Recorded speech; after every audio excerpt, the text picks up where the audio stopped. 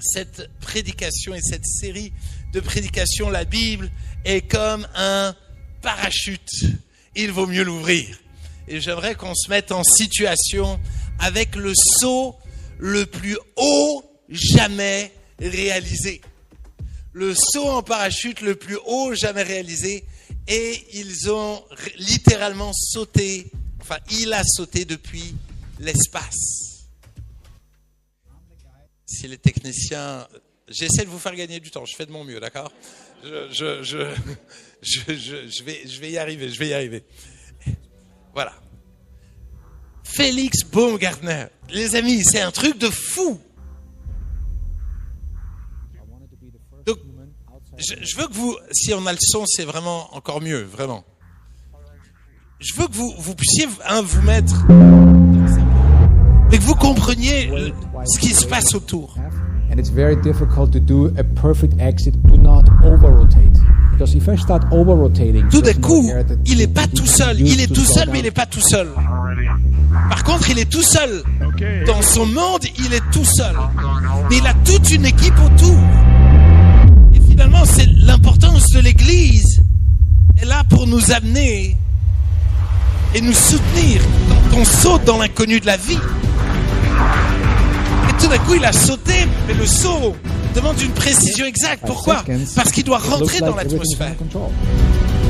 Donc tout d'un coup, il y a un enjeu d'oxygénation qui lui permet de vivre.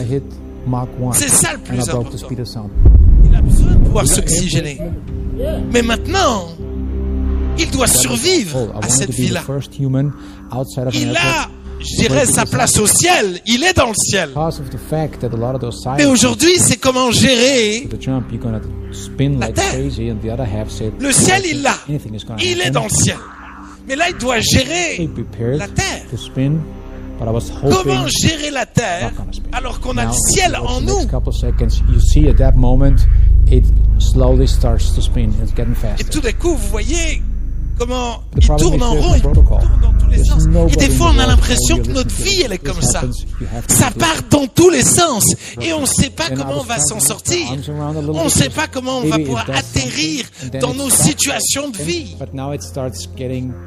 Que ça soit notre couple, notre célibat, par rapport à la sexualité, par rapport à notre travail, on a mille et une questions et on a l'impression d'être secoué dans tous les sens. Et de ne pas réussir à contrôler les choses. On a des fois l'impression que tout va tellement vite. Heureusement, on s'est entraîné, en tout cas pour ceux qui se sont entraînés, à ouvrir le parachute. Parce que finalement, ce qui fait la différence, c'est qu'il sait qu'il a un parachute. Sinon, il paniquerait. Sans parachute, tous ces gens-là seraient en panique. Mais tous ces gens-là sont rassurés. Pourquoi ? Parce qu'il y a un parachute. Et ils savent l'efficacité de ce parachute. Ils savent que ce parachute est la clé pour gérer le fait d'être dans le ciel et de gérer la terre. Le parachute est ce qui va faire la différence entre gérer le ciel et gérer la terre. Ce parachute est ce qui te donne de la paix quand tu tombes et ce qui te donne beaucoup de repos quand tu l'ouvres. C'est pour ça qu'il vaut mieux l'ouvrir. Et quand tu l'ouvres, tout le monde autour de toi est heureux. Quand tu l'ouvres, non seulement ça fait une différence dans ta vie, mais ça va faire une différence partout autour de toi. Les amis, cette petite image que j'aimerais vous proposer, c'est pas juste une image pour du fun. Cette image-là, c'est parce que j'ai envie que tu t'en souviennes. J'ai envie que tu te souviennes qu'ouvrir la Bible, c'est pas juste pour le fun. C'est ce qui va sauver ta vie. C'est ce qui va sauver ta vie. Le parachute t'aide à gérer une hauteur qui pourrait te tuer. Honnêtement, comment gérer la chute libre dans laquelle nous sommes? Face aux tentations, face à tout ce qui se passe dans ce monde. Comment gérer tout ça? J'ai besoin d'un parachute pour avoir la paix. J'ai besoin d'un parachute pour avoir la joie. J'ai regardé plein de vidéos de parachutes. Mais tu vois les gars sauter en parachute, ils sont heureux. Moi, le jour où je saute en parachute pour la première fois, je ne sais pas si je serais aussi heureux que ça. La première fois, c'est difficile. Écoutez-moi bien. La première fois, c'est difficile. Au début, quand on n'a pas l'habitude, c'est difficile de l'ouvrir. Mais une fois que tu as pris l'habitude de l'ouvrir, tout d'un coup, ça devient une joie. Tout d'un coup, il y a une liberté. Pourquoi ? Parce que tu sais le trésor qu'il y a là-dedans. Tu sais comment ça marche. Et j'aimerais réellement que ces 3 dimanches te servent de tremplin pour découvrir une vie où tu ouvres la Bible avec joie et tu découvres les bienfaits. Et tout l'été, ça va nous suivre. On va avoir un été où on va pas lire des magazines chelous, mais on va lire la Bible. Amen. Un été pour lire la Bible. Amen, amen, amen, amen, amen. Yes. La thématique d'aujourd'hui, c'est que tu réalises que l'enjeu, c'est le parachute. L'enjeu d'un saut en parachute, c'est le parachute. C'est pas à propos de toi, c'est à propos du parachute. Donc, il vaut mieux que ton parachute soit solide. Vaut mieux que ton parachute soit vérifié. Je veux dire, il y a eu la plupart des gens qui sont morts en parachute sont morts à cause de leur matériel. Parce que le matériel n'était pas solide. Et j'aimerais vous parler de la véracité de la Bible aujourd'hui. Comment savoir que la Bible est la vérité? Comment savoir que la Bible est la vérité? Comment savoir que quand je l'ouvre, tout ce que je lis, c'est purement la vérité? Je sais que beaucoup de gens se posent des questions. Et peut-être que tu t'en poses pas. Mais peut-être qu'il faudrait t'en poser. Pourquoi? Parce que finalement, si tu la lis si peu, c'est que tu crois si peu en son efficacité. Parce que si toi et moi on réalisait à quel point la Bible est la vérité, est la clé pour nous aider à atterrir comme il faut, on l'ouvrirait plus. Et je crois en l'importance de lire la Bible et de comprendre en quoi la Bible est la vérité. Où se trouve la vérité? Aujourd'hui, on cherche sur les réseaux sociaux, c'est nos familles, beaucoup de gens. Moi, je suis musulman parce que mes parents étaient musulmans. Moi, je suis chrétien parce que mes parents étaient chrétiens. Waouh! T'as vu tes parents se comporter? T'es sûr qu'ils sont dignes de détenir la vérité? Moi, j'ai l'impression que tes parents sont tellement imparfaits qu'il vaut mieux chercher la vérité ailleurs. C'est pour ça qu'il faut chercher la vérité par toi-même. Par toi-même, nous devons chercher la vérité. Est-ce que c'est l'Église? Honnêtement, l'Église a fait tellement de massacres. Il y a eu tellement d'histoires, de scandales. Honnêtement, l'Église n'est pas la vérité. L'Église ne détient pas la vérité. L'Église s'appuie ou cherche à s'appuyer sur la vérité. Mais l'Église est trop imparfaite pour être la vérité. Est-ce que c'est la société? On va aller vite sur ce sujet-là. Quand on voit nos politiciens, on se dit, il y a tellement de mensonges. Oh, peut-être que c'est pas là qu'on va trouver la vérité. Est-ce que ce sont les autres religions? J'ai l'impression qu'ils sont pas meilleurs que les chrétiens. Non, c'est peut-être pas ça. Est-ce que c'est ce que je ressens? Souvent, ce qu'on ressent, c'est pas toujours la vérité, non? Je sais pas, ça dépend des jours. Moi, ce que je ressens, c'est que je dois toujours manger des gâteaux au chocolat. Pourtant, la vérité, c'est qu'à un moment donné, il vaudrait mieux que je m'arrête. Amen. Il y a des bons moments de dire amen, vraiment, c'est un bon moment. Mais honnêtement, nos émotions nous trompent souvent. Des émotions de peur, de colère. Les amis, quand on se met en colère, on fait des trucs très chelous. Et honnêtement, des fois, on se met en colère pour des trucs. Honnêtement, tu dis, pour ça, je me suis mis en colère. Les amis, nous devons chercher la vérité ailleurs. Oui, bonjour. Enchantée, Rosa. Sois la bienvenue, Rosa. On est très content que tu sois là. Non, c'est pas toujours la vérité. Mais si tu veux, on en parle après, d'accord? On en parle après, avec plaisir. Avec plaisir. Blaise Pascal va dire, écoutez bien, la vérité est si obscure en ces temps et le mensonge si établi que, à moins que nous n'aimions la vérité, nous ne pouvons la connaître. Aujourd'hui, nous sommes dans un environnement de mensonges où on remet tout, toujours en question. On vit dans le mensonge. On ne sait plus finalement sur quoi nous appuyer. Alors finalement, comment savoir qui a raison? Voilà ce que la Bible dit. Psaume 119, verset 160. Le fondement de ta parole est la vérité. Et toutes les lois de ta justice sont éternelles. Les fondements de la parole de Dieu sont la vérité. Et cela est éternel. La Bible est éternelle. Ecclésiaste 12, verset 10. L'Ecclésiaste s'est efforcé de trouver des paroles agréables. Et ce qui a été écrit avec droiture, ce sont des paroles de vérité. La Bible a été écrite avec droiture. Et c'est pour cela que nous pouvons dire, hey, c'est la vérité. Jean 17, verset 17 à 18. Sanctifie-les par ta vérité. Ta parole est la vérité. Comme tu vas envoyer dans le monde, je les ai aussi envoyés dans le monde. En d'autres termes, les amis, nous avons besoin de pouvoir nous appuyer sur la vérité parce qu'on est dans un monde qui n'en détient pas. Et c'est pour cela que dans le texte, Jésus va dire, hey, ils ont besoin de ta parole. Seule ta parole peut les aider dans ce monde de mensonges.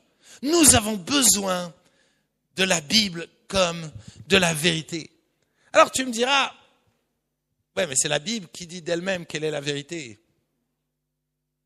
Comment moi je sais? Moi j'aimerais te donner quelques réflexions. Quelques réflexions pour qui vont, je l'espère, pouvoir t'aider à croire que la Bible est la vérité. Maintenant, j'aimerais peut-être te partager le fondement de ma vie. Ce que moi je crois. Moi je crois que la Bible est la seule, écoutez-moi bien, la seule vérité absolue dans ce monde. La seule chose indéboulonnable, qui ne contient aucun défaut, aucune faiblesse, aucune fragilité, c'est la Bible. Tout peut te tromper. Tout le monde peut te tromper. Mais la Bible est absolument la vérité. Elle est infaillible. Elle est au-dessus de l'histoire, de la science, de ton ressenti et même de ton expérience. La Bible est au-dessus de tout ça. Et je sais que pour beaucoup, tout d'un coup, je mets la barre trop haute. Pourquoi je commence par ça? Parce que je crois qu'on a décidé de faire confiance à trop de choses qui nous ont prouvé qu'elles étaient fausses.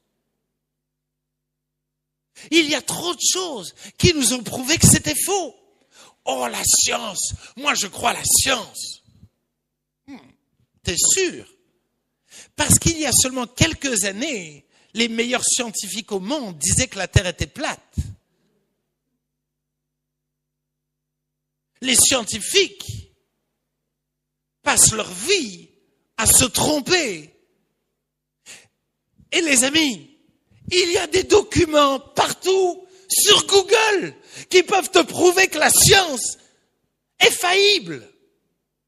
C'est-à-dire que, dis-moi en qui tu as confiance. Si tu as confiance dans le Racing Club de Strasbourg, cette année, c'est bien passé. À l'année prochaine. Les amis, en qui est-ce que tu as confiance? Ah non, mes parents. Vérifie bien. Analyse leur vie. Je veux dire, tout ce qui est autour de nous est faillible. Et c'est pour cela que pour moi, c'est extrêmement important de réaliser qu'il y a quelque chose sur lequel je peux littéralement me reposer. Parce que si tout est infaillible, ça veut dire que je ne peux jamais être dans le repos. Parce que je peux toujours avoir un doute que ça craque. Je peux toujours me dire, ça se trouve, ça va pas marcher. Pourquoi? Parce que la preuve est que tout est infaillible. Tout est faillible, pardon. Que rien n'est infaillible. Alors, qu'est-ce que la Bible? Qu'est-ce que la Bible? La Bible, c'est 31 170 versets. Voilà, c'est pour votre information. Vous n'êtes pas obligé de retenir ces chiffres, hein, d'accord? C'est 1189 chapitres. C'est plus de 5 millions de lettres. On estime en moyenne qu'il faut 70 heures pour lire toute la Bible. Ça va, hein? On croyait plus. Qui c'est qui pensait que c'était beaucoup plus? Levez la main. Tous les autres, on va prier pour votre esprit de mensonge à la fin. 2650 traductions en 2014. C'est-à-dire l'importance que la Bible soit écrite dans toutes les langues. Il y a, c'est une estimation, moi j'aurais dit plus, mais bref, j'en sais rien. 3 milliards d'exemplaires ont été imprimés ou ont été faites entre 1818 et 2014. Les amis, la Bible, si on est chrétien, normalement, on en a tous trop. On en a trop. On peut avoir la Bible sur le téléphone. La Bible, on en a plein. On en a plein. Mais ce qui importe, c'est de l'ouvrir. Parce qu'avoir plein de parachutes chez soi, ça va pas t'aider, hein. Le jour où tu es dans un avion et qu'il faut sauter, c'est dommage que tu l'as laissé chez toi. Allez, mon premier point. Là, c'était l'introduction, ça va? Premier point. Un livre transmis par Dieu lui-même. Dieu est l'auteur de la Bible. Exode 17, verset 14. Je vais aller un peu plus vite. L'Éternel dit à Moïse, écris cela dans le livre pour que le souvenir s'en conserve et déclare à Josué que j'effacerai la mémoire d'Amalek de dessous les cieux. Écris cela dans le livre pour que le souvenir s'en conserve. Écris cela parce que je veux qu'ils oublient jamais. Je veux qu'ils oublient jamais. Exode 24, verset 4. Moïse écrivit, écoutez bien, toutes les paroles de l'Éternel. Il écrivit toutes les paroles de l'Éternel. Il y avait ce désir-là, cette obsession-là d'écrire toutes les paroles de l'Éternel. Deutéronome 9, verset 10. Et l'Éternel me donna les 2 tables de pierre, écoutez bien, écrites du doigt de Dieu et contenant toutes les paroles que l'Éternel avait dites sur la montagne. Dieu lui-même est un écrivain. Dieu lui-même est un écrivain. Sa passion, c'est d'écrire pour qu'on n'oublie pas. Amen. Deutéronome 27, verset 8. Écoutez bien. Tu écriras sur ces pierres toutes les paroles de cette loi, écoutez bien, en les gravant bien nettement. C'est-à-dire, Dieu va dire, écris lisiblement. Fais pas le médecin. Écris lisiblement, je veux qu'il puisse relire, d'accord? S'il y a des médecins dans la salle, tout va bien, je vous aime, hein? Ésaïe 30, verset 8, va maintenant, écris ces choses devant eux, sur une table, et grave-les dans un livre, afin qu'elles subsistent dans les temps à venir, éternellement et à perpétuité. Écoutez bien, écris ces choses devant eux. Aie des témoins. Je veux qu'il y ait des témoins.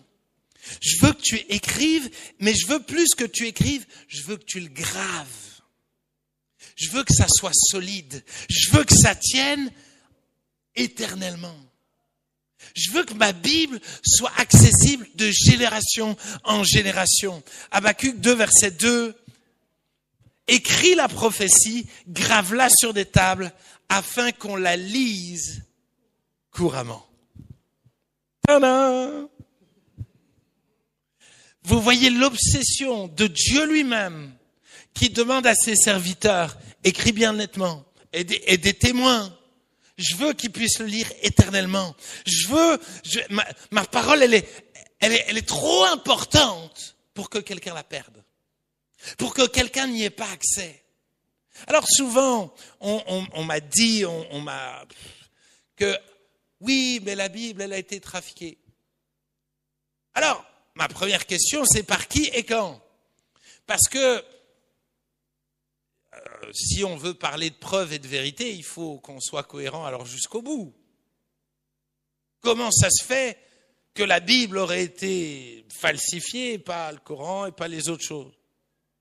Mais moi, ce qui m'encourage, c'est ce texte. Apocalypse 22, versets 18 à 19. Écoutez bien ce que Dieu dit lui-même de sa parole. Je le déclare à quiconque entend les paroles de la prophétie de ce livre. Si quelqu'un y ajoute quelque chose, en grec c'est un iota, Dieu le frappera des fléaux décrits dans ce livre. Et si quelqu'un retranche quelque chose, un iota, des paroles du livre de cette prophétie, Dieu retranchera sa part de l'arbre de vie et de la ville sainte décrits dans ce livre. En d'autres termes, Dieu est attentif à tous les changements qui pourraient s'opérer dans les Écritures. Dieu est attentif à ça, mais plus que ça, il y a des conséquences dramatiques. Tu crois vraiment que Dieu va laisser des gens saboter sa parole pour amener le mensonge dans des vies?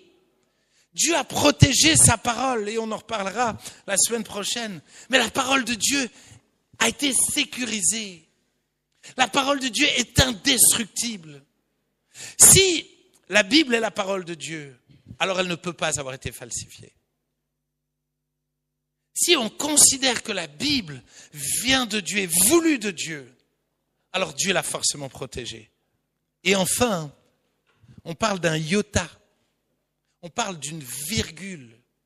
En d'autres termes, toute la Bible est importante. Oui, mais moi, j'aime pas l'Ancien Testament. Mauvais raisonnement. Toute la Bible est importante. J'aime pas l'Apocalypse. Mauvaise réponse. Toute la Bible est la parole de Dieu. Nous avons besoin de lire et d'étudier toute la Bible. Je me réjouis en janvier, nous allons étudier tous les jours le livre de Daniel et le livre de l'Apocalypse. Un chapitre par jour, tous les jours, pendant tout le mois de janvier. Les amis, parce que je crois que plus que jamais, toute la Bible est importante. Toute la Bible est importante. Et enfin, pour mon premier point, 1 Corinthiens 14, verset 37, écoutez bien, 1 Corinthiens 14, verset 37.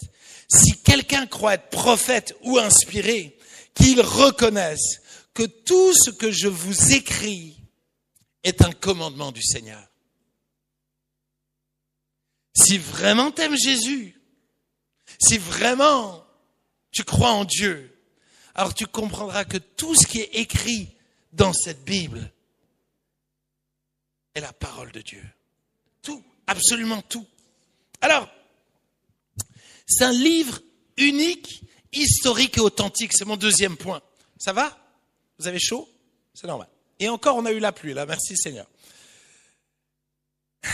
C'est une unité hors norme. 40 auteurs différents. Plus de 1500 ans d'écriture. Ce qui est assez dingue, c'est qu'il y a plus de 300 prophéties de l'Ancien Testament qui sont accomplies dans le Nouveau Testament. C'est une dinguerie. J'ai plus les statistiques exactement, mais honnêtement, il faut que tu te renseignes. Mais les statistiques, c'est une chance sur plusieurs milliards de chances que je crois que c'est 323 prophéties exactement de l'Ancien Testament qui s'accomplissent parfaitement dans le Nouveau Testament. C'est littéralement impossible. Mais on pourrait me dire, mais je suis sûr ils l'ont écrit après. C'est pas possible. Parce qu'ils ont retrouvé les manuscrits de Qumran. Je ne sais pas si vous avez entendu parler de ça. Là aussi, cherchez. Si vous ne me croyez pas, ça ne me dérange pas. Utilisez au moins Google pour une fois, pour des choses bien. Dans les manuscrits de Qumran, ils ont retrouvé des manuscrits qui datent de bien avant Jésus, avec toutes ces prophéties-là. Ça veut dire que, honnêtement, c'est miraculeux, c'est extraordinaire. Mais plus que ça, l'Ancien Testament va citer 929 fois l'Ancien Testament. En d'autres termes, lis l'Ancien Testament afin de comprendre le Nouveau. Amen. Alors, certains disent, oui, non, mais voilà, ça c'est ton avis. Ok. Est-ce que quelqu'un croit que César a existé? Vous pouvez lever la main, je sais que vous le croyez. Est-ce que quelqu'un croit que Platon a existé? Là, ils vous ont spoilé. Voilà le nombre de manuscrits. Platon, c'est seulement 7 manuscrits qui parlent des écrits de Platon. Et pourtant, tout le monde dit que ces écrits-là sont historiquement valables. Il y a seulement 10 manuscrits qui parlent de César. Et personne ne se pose la question sur, finalement, le fait que César ait existé. Il y a 24 000, plus de 24 000 manuscrits de la Bible qui sont extrêmement proches, finalement, du moment où Jésus a existé. Les amis, historiquement, aucun historien ne remet en question la Bible. C'est impossible. Je sais pas comment dire ça. C'est indiscutable. C'est tellement au-dessus de toutes les preuves historiques qu'il n'y a aucun débat. Mais ce qui touche particulièrement les historiens, c'est ça. 1 Jean 1, versets 1 à 4.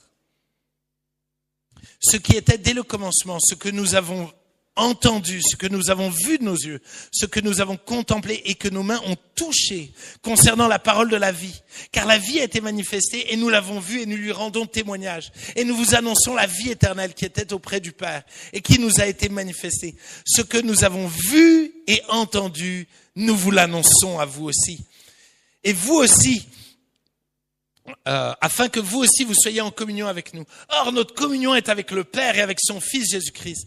Et nous écrivons ces choses afin que notre joie soit parfaite. En d'autres termes, on ne vous parle pas de quelque chose qu'on n'a pas vu.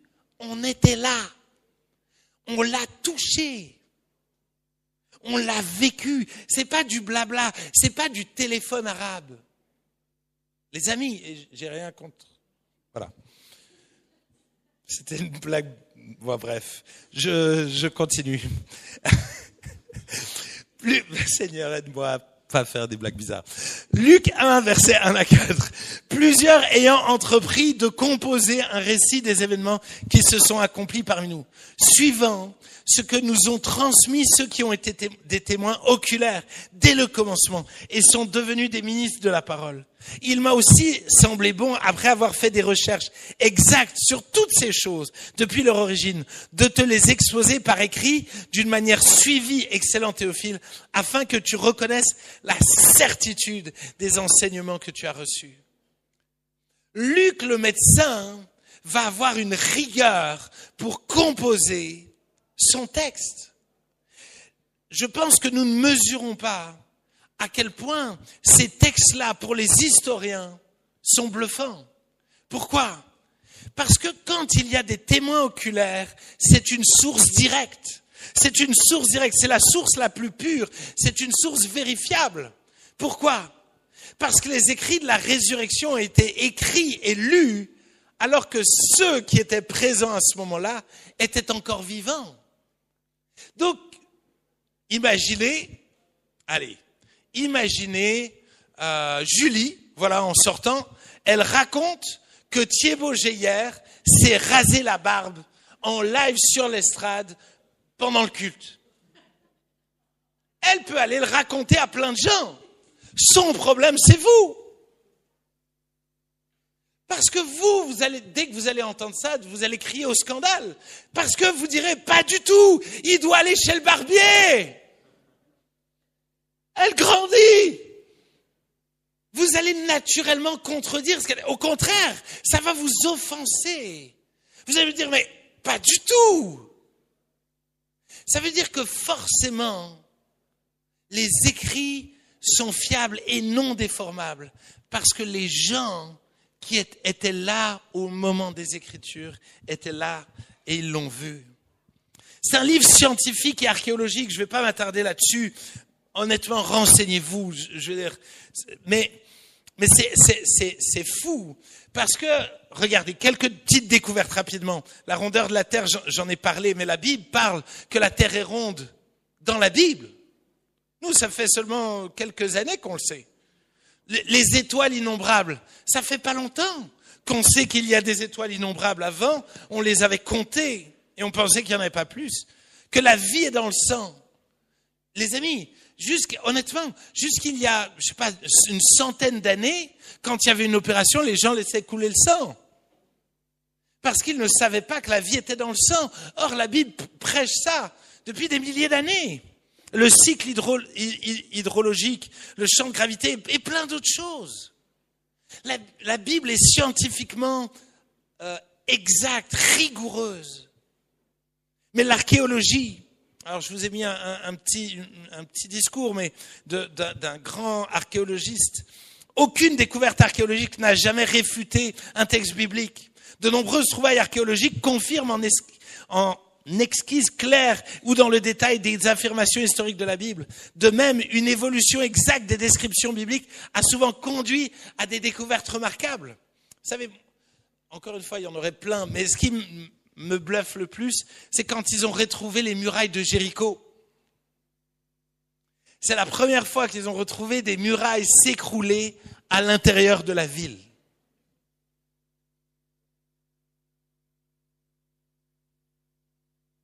Les amis, nous devons réaliser à quel point la Bible est la vérité. 4e point, un livre qui a impacté chaque génération. Est-ce que tu sais que la Bible est le livre le plus volé de toute l'histoire de l'humanité? La Bible est le plus vendu livre de l'humanité. La Bible est le plus critiqué livre de l'humanité. Et la Bible est le livre le plus influent de l'humanité. La Bible a inspiré les droits de l'homme. Elle a permis l'abolition de l'esclavage. Elle a amené l'invention de l'imprimerie. Je pourrais vous raconter tant de choses que la Bible a amenées. Honnêtement. Oui, non, mais j'aime pas lire. La Bible est un trésor, les amis. La Bible est un trésor. Mais la Bible est avant tout un livre spirituel. Et ce point est extrêmement important. Parce que si tu cherches à nourrir ta tête avec la Bible dit que la lettre tue, mais l'esprit vivifie. Ça veut dire qu'à un moment donné, j'ai besoin de réaliser que la Bible est un livre spirituel qui veut me communiquer de la vie. 2 Timothée 3, versets 16 à 17. Toute écriture est inspirée de Dieu et utile pour enseigner, convaincre, corriger, instruire dans la justice, afin que l'homme de Dieu soit accompli et propre à toute bonne œuvre. La Bible est l'inspiration de Dieu. Chaque écriture, chaque verset cherche à te communiquer la vie. Vous savez, j'oublierai jamais, alors que j'avais quel âge? Je devais avoir 21 ans, j'étais invité à prêcher à Saint-Étienne. Et alors que j'arrive à Saint-Étienne, le pasteur m'accueille à la gare et tout d'un coup, il reçoit un coup de téléphone d'une dame qui l'appelle en urgence et qui dit « Monsieur le pasteur, il faut vite que vous veniez à la maison. J'ai recueilli quelqu'un qui allait se suicider, mais qui arrête pas de pousser des grognements, tout ça, je l'ai ramené à la maison, mais je sais plus quoi faire maintenant. Et il faut que vous veniez. » Vous voyez souvent ce qu'on nous fait, voilà, des petits coups comme ça. Mais n'hésitez pas, d'accord, si ça vous arrive. Je ferai de mon mieux pour venir, d'accord? Et sinon, vous compterez sur Dieu. Et donc, tout d'un coup, le pasteur arrive et entre-temps, le monsieur s'était endormi. Et j'arrive, on discute avec la dame et donc on discute un peu. Et puis le pasteur, il dit, mais purée, moi, je suis attendu ailleurs. Tout d'un coup, il me regarde, il me dit, bah Thibaut, toi, tu vas rester là et moi, je pars. Et il part. Donc, je me retrouve avec une dame que je ne connais pas et un monsieur qui fait des grognements. Parce qu'au moment où le pasteur part, tout d'un coup, il ouvre la porte et il fait des grognements et il rentre dans le salon. Et moi, je suis là dans le salon et je lui dis bonjour, je lui tends la main et il va s'asseoir.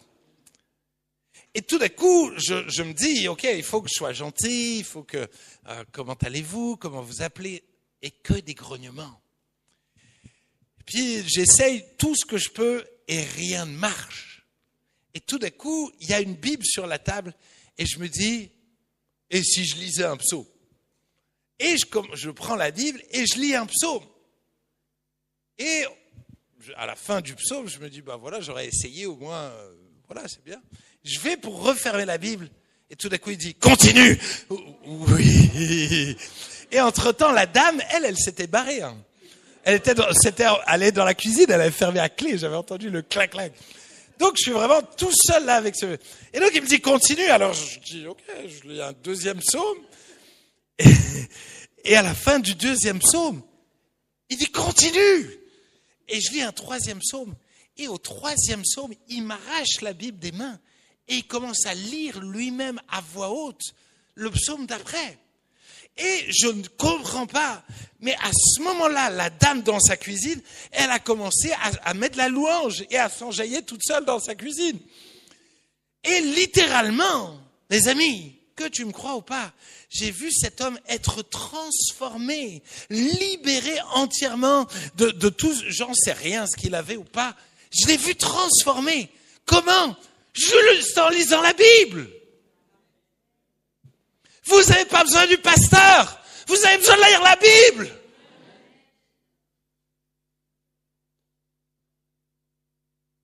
Chérie, je suis à la retraite. J'ai crié trop fort, pardon. Les amis, moi, une chose que je me dis quand même, parce que c'est quand même quelque chose qu'on entend dans le monde scientifique. Dans le monde scientifique, on nous dit il y a toujours une hypothèse et l'hypothèse doit être vérifiable. Ok, vérifier.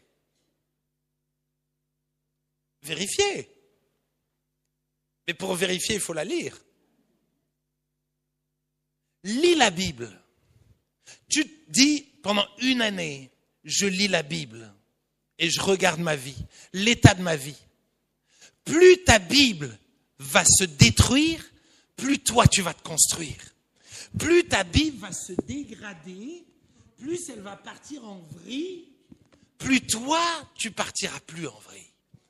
Toi tu vas te solidifier, il va se passer un truc. Mets en pratique la Bible, lis-la, vérifie. Vérifie. Si tu ne me crois pas, lis-la. Parce que si tu me dis que c'est faux, prouve-le-moi que c'est faux. Prouve-le-moi. C'est cette femme-là, Rosaria Butterfield, normalement c'est la dernière photo que tu as reçue. Écoutez bien, professeur de littérature à l'université de Syracuse. Rosaria est une activiste LGBT et très critique envers le christianisme. Et tout d'un coup, un jour, elle accepte l'invitation d'un pasteur et tout d'un coup, le pasteur va commencer à l'encourager à faire ça, à dire, écoutez, moi, tout ce que je sais, c'est que ce livre-là, il a bouleversé ma vie. Vous êtes honnête, vous êtes une intellectuelle, lisez la Bible. Et elle va dire, je n'y croyais pas, mais par honnêteté intellectuelle, je me suis dit, je vais faire ce que le pasteur m'a dit.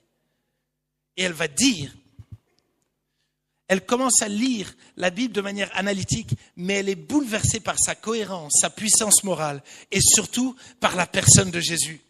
Après une longue lutte intérieure, elle renonce à sa vision du monde précédente, devient chrétienne, se marie même à un pasteur et aujourd'hui enseigne la théologie de par le monde. Les amis, cherche, creuse, cherche la vérité, mais cherche-la dans la Bible. Cherche-la dans la Bible. Il y a plein d'autres très bons bouquins, pas de problème. Mais si tu dis, j'aime pas lire, alors concentre-toi, pas sur la description de tes prochaines vacances. Concentre-toi sur ce que la Bible dit et tu passeras de bonnes vacances. Amen. Amen. 6e point, avant-dernier point. Mais c'est un livre qui se contredit. Ah! Moi, je l'ai lu. Oui, monsieur le pasteur. Et il y a des contradictions. Je suis d'accord. C'est vrai. Il y a des contradictions. Pourquoi il y a des contradictions? À cause de quelque chose de très logique. De la perception des auteurs. Par exemple, si maintenant, je vous demandais tous un article de journal sur le culte d'aujourd'hui. personne n'écrirait la même chose. Certains diraient, oh non, c'était trop chaud, et puis le pasteur il était long, et puis il faut qu'il aille chez le barbier.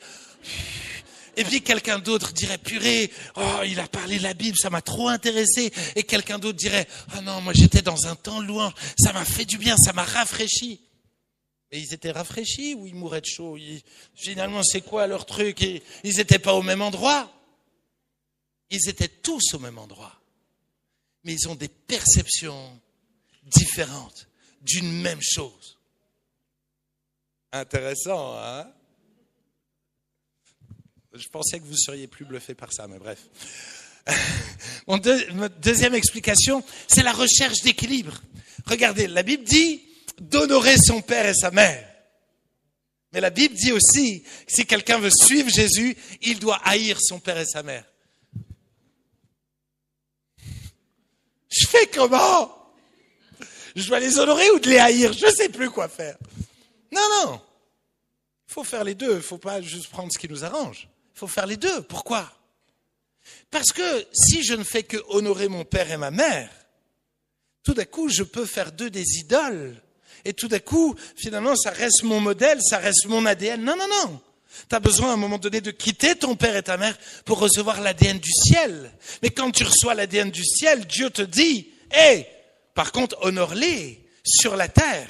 Prends soin d'eux sur la terre. Mais hey, attention, tu as surtout besoin de l'ADN du ciel. Donc tout d'un coup, ces deux textes vont nous encourager à chercher un équilibre.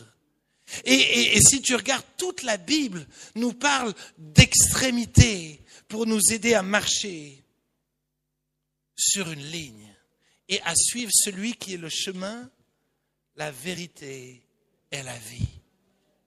Nous devons suivre un seul chemin. Et pour cela, la Bible nous montre ce qui est à droite, ce qui est à gauche, pour qu'on puisse réussir à marcher comme il faut. Tous les funambules seraient très d'accord avec moi. Parce que j'ai besoin de cela pour trouver l'équilibre. J'ai besoin d'avoir cela. À partir du moment où on chercherait juste à nous dire ça, on ne serait pas capable de le gérer. Mais Dieu est bon, il nous a donné. Des traductions imparfaites.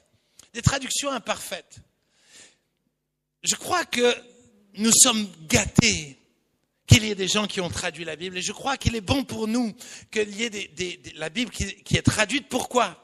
Parce que Dieu s'est incarné pour se rendre accessible. Et de la même manière, la Bible s'incarne pour se rendre accessible à chacun d'entre nous.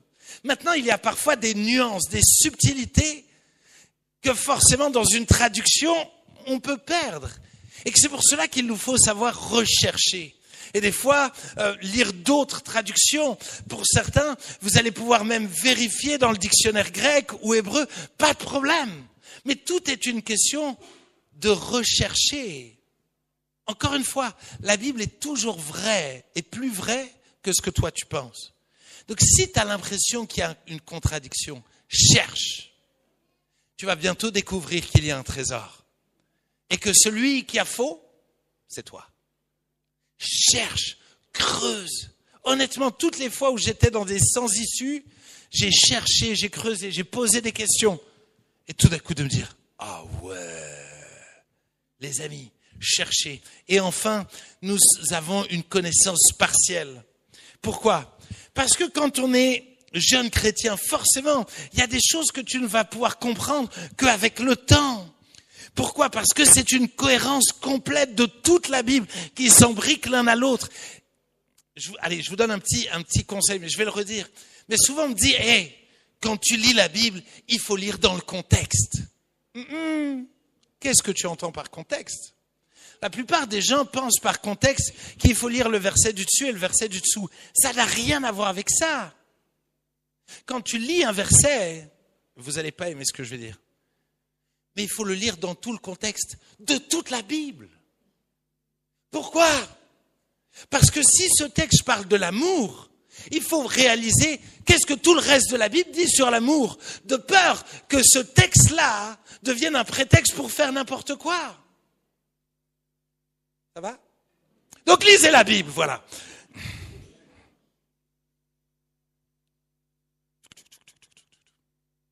Allez, j'avance. Allez, 1 Corinthiens 4, verset 6. 1 Corinthiens 4, verset 6. Écoutez bien. C'est à cause de vous, frères, que j'ai fait de ces choses une application à ma personne et à celle d'Apollos. Écoutez bien. Afin que vous appreniez en nos personnes à ne pas aller au-delà de ce qui est écrit. Et que nul de vous ne conçoive de l'orgueil en faveur de l'un ou de l'autre. N'allez pas au-delà de ce qui est écrit. La référence, c'est les Écritures. Nous avons besoin de fonder nos vies, notre Église, sur les Écritures. Alors, c'est mon dernier point, si la Bible est vraie, alors saute de l'avion avec ton parachute et ouvre-le. Ouvre ce parachute, ouvre-le tous les jours, et tu vas pouvoir apprécier le ciel et tu vas pouvoir apprécier la terre. Si tu l'ouvres, tu vas découvrir comment tu vas apprécier le ciel et comment tu vas apprécier la terre. Tous les jours, il y a une joie nouvelle, une perspective nouvelle. Alors tout d'un coup, tu vas pouvoir te reposer, même quand tu es en chute libre comme ça. Tu tombes, il y a des moustiques qui tombent dessus comme ça. Tu dis, ça me dérange pas, moustique, j'ai un parachute. Parce que tout d'un coup, tu sais les promesses de Dieu. Tu sais tout ce que Dieu a dit et au bon moment, tu sais l'ouvrir. À chaque jour, tu sais l'ouvrir.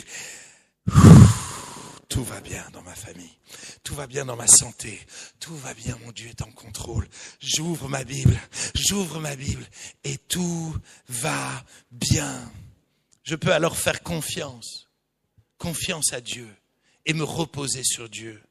Mais tout d'un coup, la Bible va m'aider à découvrir quelle est la vérité du mensonge. Quelle est la vérité du mensonge? Acte 17, verset 11. Acte 17, verset 11. Honnêtement, je pense s'il y a un verset qu'il faut que vous reteniez, c'est celui-là, s'il vous plaît. Ces Juifs avaient des sentiments plus nobles que ceux de Thessalonique. Écoutez bien, ils reçurent la parole avec beaucoup d'empressement lors du culte du dimanche soir. Mais ils examinaient chaque jour les Écritures pour voir si ce que leur pasteur barbu leur disait, si c'était exact. Ils avaient aussi un pasteur barbu. Examinez les choses. Examinez les choses. Oui, mais un tel m'a dit, examine. Oui, mais j'ai vu une vidéo. Ne regarde pas de vidéo. Lis la Bible. Vérifie tout ce qui est dit. Examinons chaque jour pour savoir qu'est-ce qui est exact. Nous avons besoin de savoir qu'est-ce qui est exact. Si les musiciens veulent venir. On m'a ramené un télescope. Vous l'aimez bien? Qui c'est qui le trouve beau? Puis ceux qui n'aiment pas trop. Moi, je ne le trouve pas spécialement beau. Il est noir, il y a un peu de poussière. Moi, je l'aime pas trop. C'est pas une critique, Julie, tout va bien. Merci de l'avoir amené. C'est pour l'illustration, d'accord? Je veux dire, moi, ça prend de la place. Et en fait, on s'en fiche de ça. Si tu peux mettre la dernière vidéo. On s'en fiche de l'apparence de ce télescope. Parce que ce qui importe, c'est ce qui apparaît à l'écran, là. Ce qui importe, c'est ce que tu vas voir au travers de ce télescope.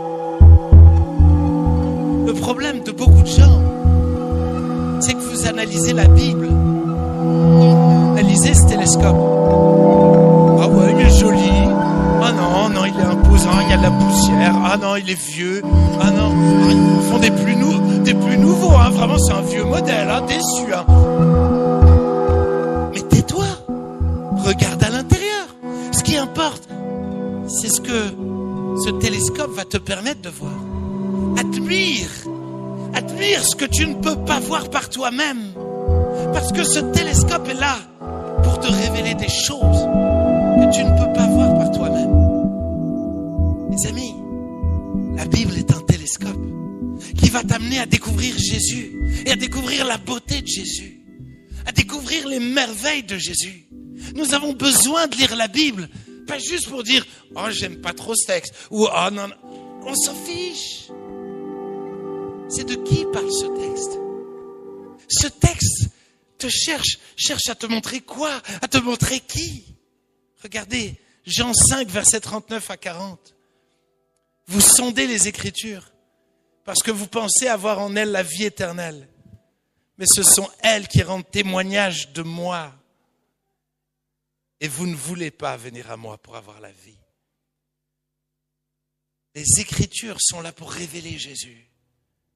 Le texte juste au-dessus, les commandements de l'Éternel sont purs, ils éclairent les yeux.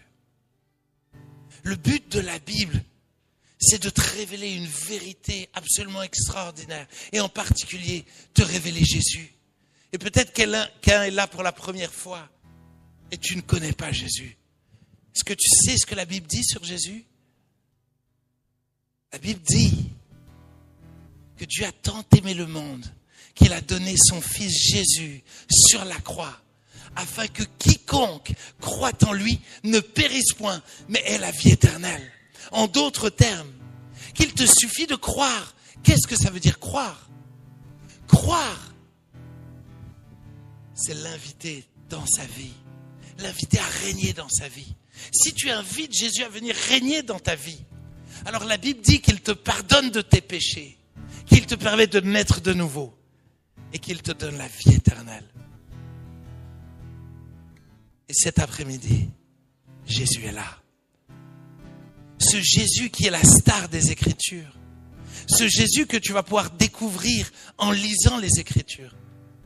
Ce Jésus est là. Et il aimerait te sauver. Venir à ton secours. Face à tes péchés. Face à ta chute libre. Parce que les amis, il y a une chose qui va faire réfléchir. Allez, je termine avec ça et on prie. Une chose qui va faire réfléchir. Le parachute, c'est bien. Et j'ai besoin de respirer. Le parachute, c'est bien. Mais si j'arrête de respirer, je suis mort. Le parachute, ça m'aide à rester en vie. Et ce qui me donne la vie, c'est cette respiration. Ce que tu as besoin, c'est de respirer à nouveau.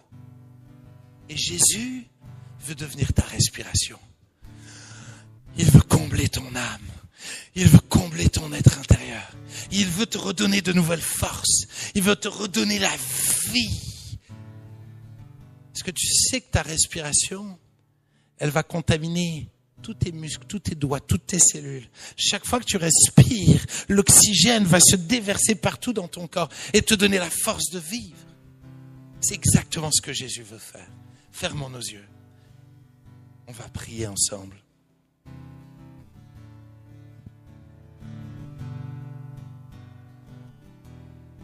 Alléluia. Seigneur, merci d'être là. Merci d'être là et merci de nous avoir donné les Écritures. Merci d'avoir été tellement intentionnel, depuis des milliers d'années, tellement intentionnel pour qu'on ait accès aux Écritures. Dans cette propre ville, dans cette propre région, on a imprimé la première Bible au monde. Le premier livre qui a été imprimé, c'était dans cette région et c'était une Bible. Parce que ton désir, mais le désir de l'Église, c'est que de génération en génération, nous ayons accès à la Bible. Et merci, parce qu'aujourd'hui, nous avons accès, un libre accès à la Bible. C'est un trésor, c'est un cadeau. Mais nous ne voulons jamais oublier que la Bible est là pour nous parler de toi, pour que nous puissions être réconciliés avec toi, pour que nous soyons en paix avec toi, pour que nous puissions te connaître, grandir avec toi, mais pour que nous puissions recevoir toutes les forces pour gérer le ciel et pour gérer la terre. Seigneur, je prie que si quelqu'un est là pour la première fois,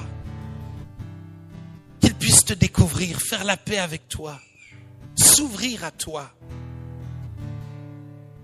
Je prie que chaque personne dans ce lieu puisse s'ouvrir à toi. Et peut-être que si quelqu'un s'est éloigné de toi, cet après-midi, il puisse revenir à toi. disant, j'ai besoin de toi. J'ai besoin que tu m'aides à respirer à nouveau. Je suis en train de mourir. Je suis en train de m'éteindre à petit feu. J'arrive pas à contrôler ma vie. Je prie, Seigneur, que tu sois la respiration de chacun d'entre nous. Viens nous aider à respirer à nouveau, à vivre à nouveau. Jésus, opère des miracles dans ce lieu. Au nom de Jésus. Au nom de Jésus. Seigneur veut parler à quelqu'un, tu fais des crises d'angoisse régulièrement.